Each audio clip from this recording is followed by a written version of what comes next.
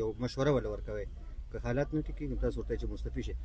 د که هغه مستفي شي یا د شته حکومت ختم شي نو څه داسې بیا د دې متبادل دی ما چرم دا ونه وی چې کو حالات د سره د حالات د ټیکېدو چا بشتم نه دا خو اسم هغه بس خدای دې کی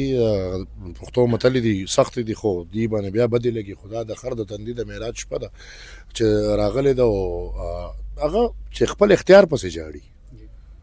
چې هغه وی چې زه نه منم بیا مې یو کار روان دی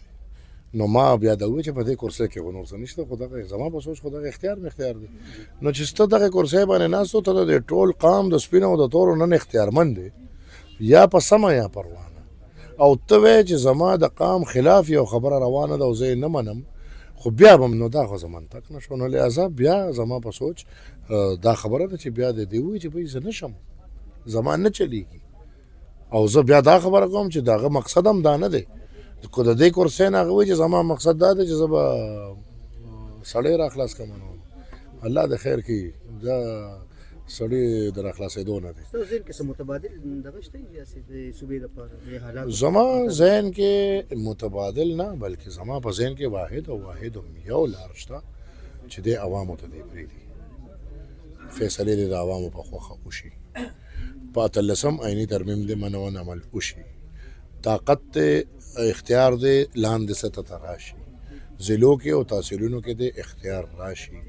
ما سره د اختیار نه یا MNA سره یا MP سره چې زبلار او کوسه او ناله او لختي جوړم یو بنیادی نظام یو بهترین نظام پکار دی چې پاکستان لا ورکړي شي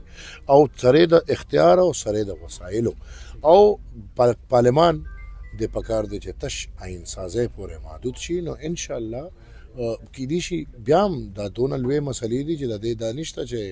دا یو د هندستان فلم جوړیږي او انیل کپور به وزیر اعلی شي او